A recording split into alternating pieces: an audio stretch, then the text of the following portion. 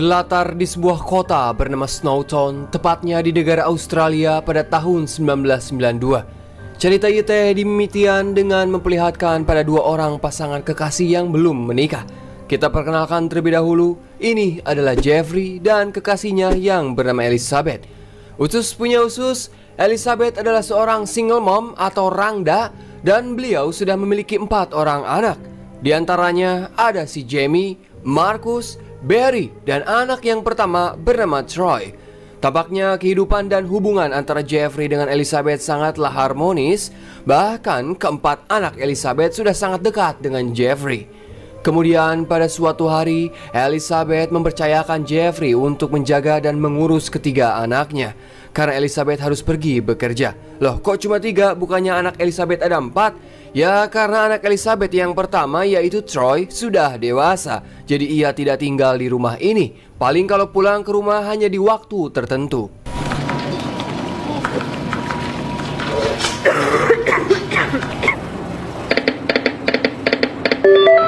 Alexandra is a turf farmer by day and you with the story. Now, you so...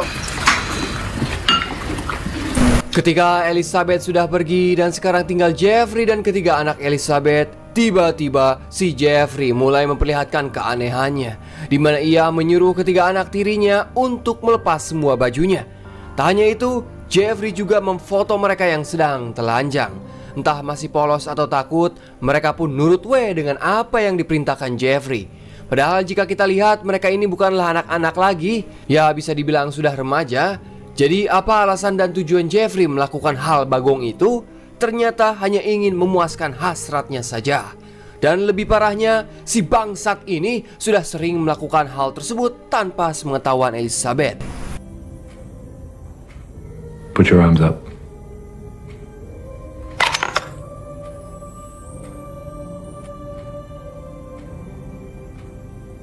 Jadi tanpa Elizabeth sadari, Jeffrey merupakan kaum pelangi alias kaum colok bool. Dan kenapa dia bisa berpacaran dengan Elizabeth? Ternyata hal itu Jeffrey lakukan untuk formalitas saja. Tentunya supaya ia bisa mendapatkan akses untuk menyalurkan nafsunya kepada 3 anak laki-laki Elizabeth. Namun pada suatu hari saat anak-anaknya sudah merasa capek dan tersiksa harus melayani nafsu bejat pacar ibunya, pada akhirnya ketiga anak Elizabeth berani melaporkan pada sang ibu atas apa yang sudah dilakukan oleh Jeffrey. good boys. Sweetheart. Thanks, Mom. Mendengar cerita dari sang anak, Elizabeth pun sangat ngorejat sekaligus marah karena lelaki yang selama ini dicintai dan sudah dipercayakan untuk menjaga anak-anaknya malah melakukan hal bejat. Dan saat anak-anaknya sedang makan, Elizabeth pun langsung menghampiri Jeffrey yang kebetulan rumahnya berada di seberang jalan. Dengan emosi yang membara, Elizabeth langsung memukuli Jeffrey dan melaporkannya ke pihak polisi. What have you done, Jeffrey? What have you fucking melakukan kalian? What? What? Fuck yeah! Fuck yeah!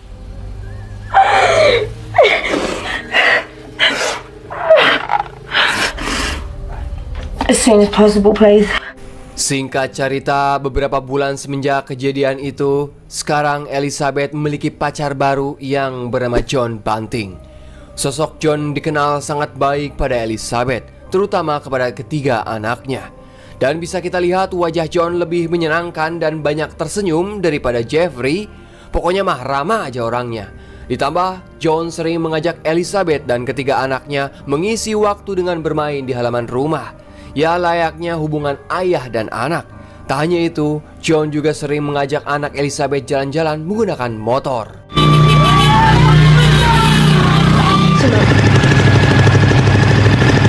on tight. Hold on properly. That's it.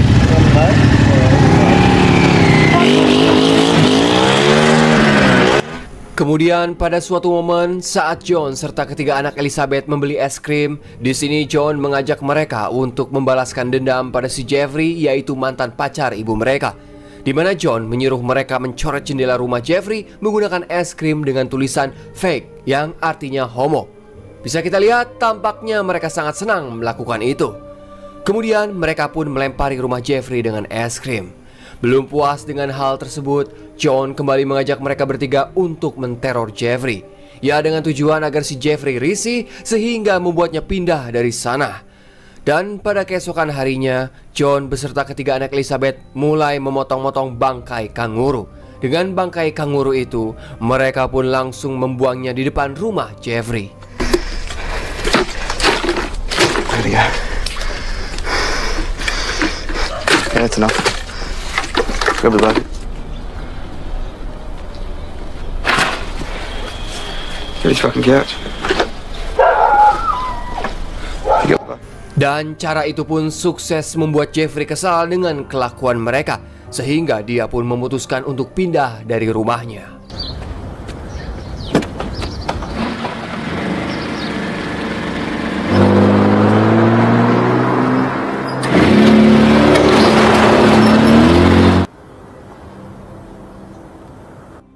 Hari-hari bahagia pun dilalui mereka, dan bisa kita lihat nampaknya Elizabeth semakin sayang terhadap John karena dari sikap beliau yang sangat baik kepada keluarganya.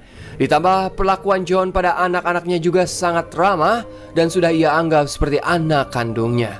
Saking baiknya, John juga sempat mengajari Jamie cara menaiki motor kopling.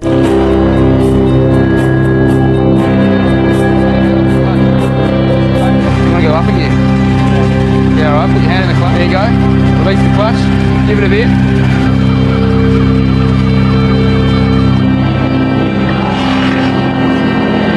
Namun pada suatu hari ketika Jamie sedang anteng menonton TV, datang anak pertama Elizabeth yaitu Troy. Nah, disinilah keanehan mulai terjadi. Saat mereka hanya berduaan di rumah, tiba-tiba Troy memaksa Jamie untuk memuaskan nafsunya, di mana Troy mulai memperkaos adiknya sendiri secara paksa. Nah, dari kejadian itu bisa kita simpulkan kalau Troy merupakan kaum colok bool alias kaum penyuka lubang tai. Di sini Jamie hanya bisa pasrah dan tidak berani melawan, apalagi melaporkan kejadian itu kepada si ibu karena ia takut dihajar oleh sang kakak. That's the phone number, and have a look at the picture. Isn't there some little girl they got you on? What? How's the food?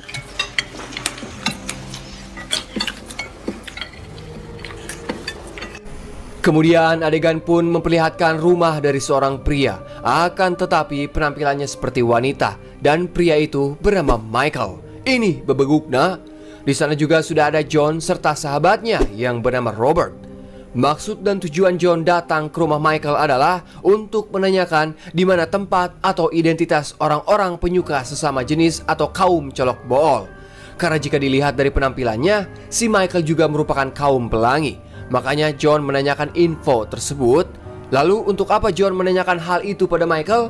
Ternyata John sangat membenci pada kaum pelangi. Kemudian setelah mendapatkan informasi, John menempelkan foto-foto para pria colok bool di tembok rumahnya. Dan orang-orang yang ada di foto itu nantinya akan menjadi buruan John. Sebelum melakukan aksinya, John terlebih dahulu mencukur rambutnya dan juga rambut si Jamie.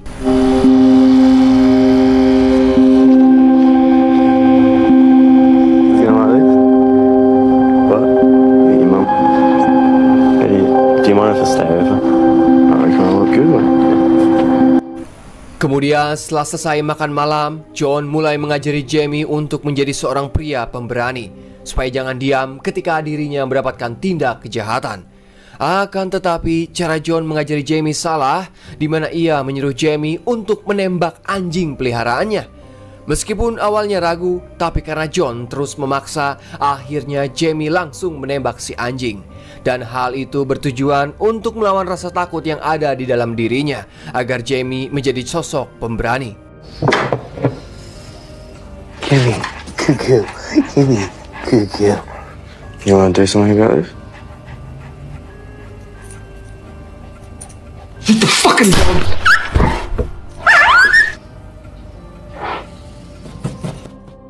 Singkat cerita, beberapa bulan berlalu saat Jamie sedang ngudud bersama temannya yang bernama Gavin.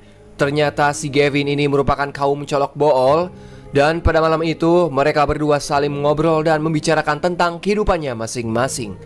Namun saat Jamie baru saja datang ke rumah, tiba-tiba John dan Robert mengajak Jamie pergi ke gudang untuk menunjukkan sesuatu.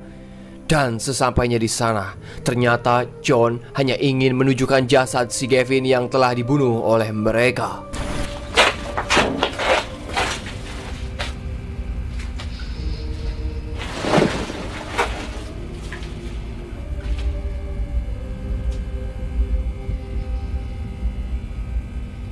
Kenapa si Gavin, orang yang tak punya masalah dengan John, tiba-tiba dibunuh? Sudah jelas hal itu dilakukan oleh John dan Robert karena mengetahui bahwa si Gavin merupakan kaum pelangi. Melihat teman tongkrongannya tewas, Jamie pun sangat marah. Namun John berusaha merayu dan meyakinkan Jamie kalau para pria kaum colok bool pantas diperlakukan seperti itu, dan mereka tidak pantas hidup di dunia karena akan membawa penyakit. Di sini, John juga mengajak Jamie agar mau ikut memburu kaum pelangi yang berkeliaran di luar sana. Ya, karena terpaksa, Jamie pun setuju. Sebab kalau menolak, maka nasib Jamie mungkin akan sama seperti Gavin. Setelah itu, mereka pun mulai memasukkan jasad Gavin ke dalam tong dan menyimpannya di sebuah tempat.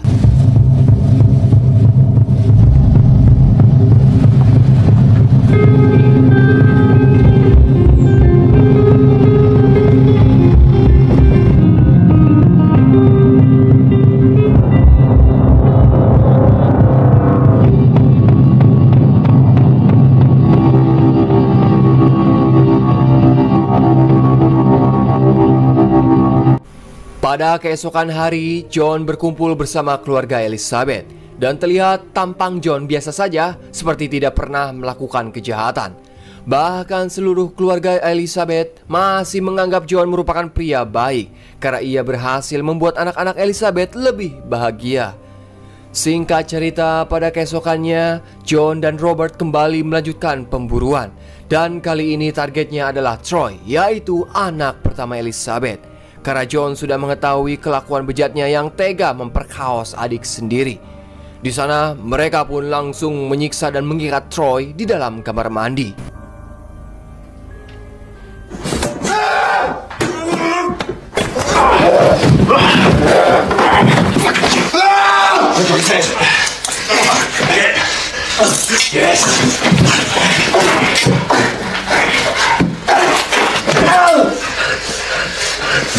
Dip exercise, folks, because you never know what you're going to get. And that's... Now, folks, just let me tell you. Sebelum membunuhnya, John memaksa Troy membuat rekaman kalau dirinya akan pergi keluar kota.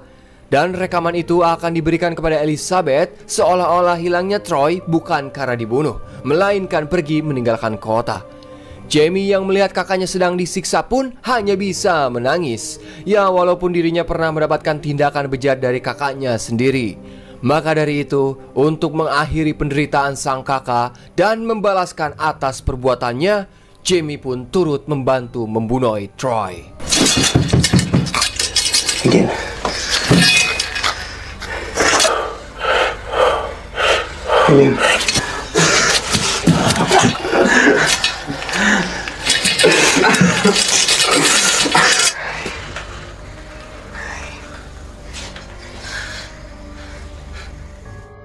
Elizabeth yang mendapatkan kabar tentang kepergian Troy, dirinya pun amat sangat sedih karena ia merasa gagal menjadi seorang ibu. Sedangkan Jamie yang telah menyaksikan, bahkan telah melakukan beberapa tindak pembunuhan, dirinya pun harus rutin berkonsultasi pada psikolog karena kejiwaannya yang mulai terganggu. Beberapa waktu berlalu, John dan Jamie yang tidak akan berhenti melakukan pembunuhan terhadap kaum pelangi, mereka pun terus melanjutkan perburuannya. Namun pada suatu hari, saat Jamie mulai capek melihat kelakuan ayah tirinya, ia pun berniat menelpon polisi. Akan tetapi baru mau menelpon, tiba-tiba John datang sehingga Jamie tidak jadi melaporkan.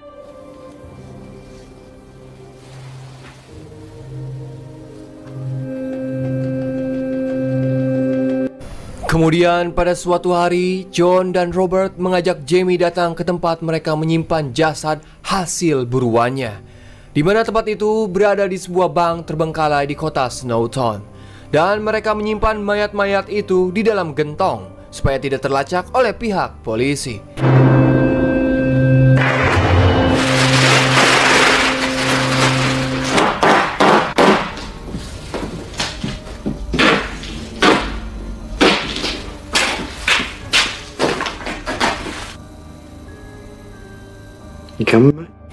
Pada hari selanjutnya, John memberikan tugas pada Jamie, yaitu mengajak seorang pria gay yang merupakan temannya. Jika pria itu mau mengantar Jamie ke suatu tempat, maka Jamie akan memberinya sejumlah uang yang sangat besar.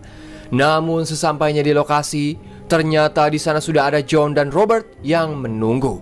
Dan sudah dipastikan orang itu adalah korban selanjutnya.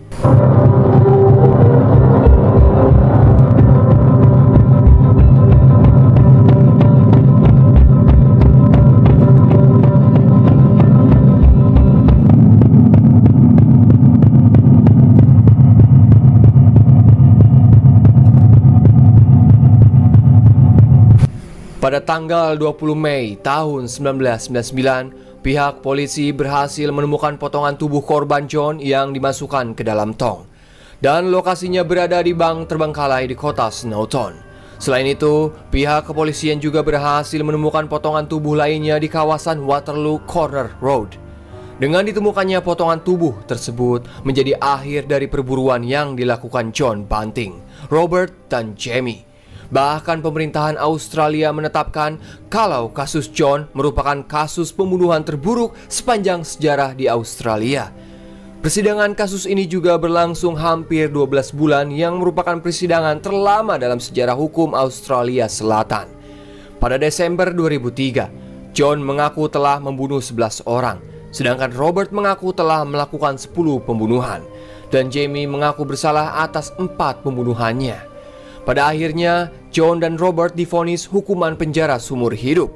Sedangkan Jamie yang masih di bawah umur, dirinya harus menerima hukuman seumur hidup dengan masa tanpa pembebasan bersyarat selama 26 tahun. Bahkan pihak polisi harus mengganti identitasnya. Dan ketika umurnya sudah menginjak 45, tepatnya di tahun 2025 ini, barulah Jamie bisa dibebaskan secara total.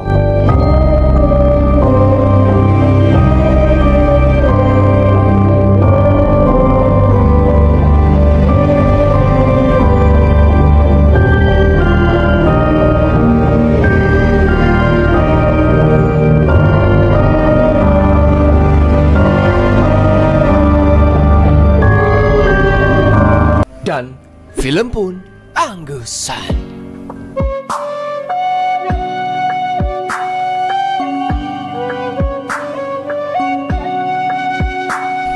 Film ini memang berhasil dalam hal menampilkan dilema yang dialami oleh Jamie yang begitu nyata sebagai sosok ketidakberdayaan.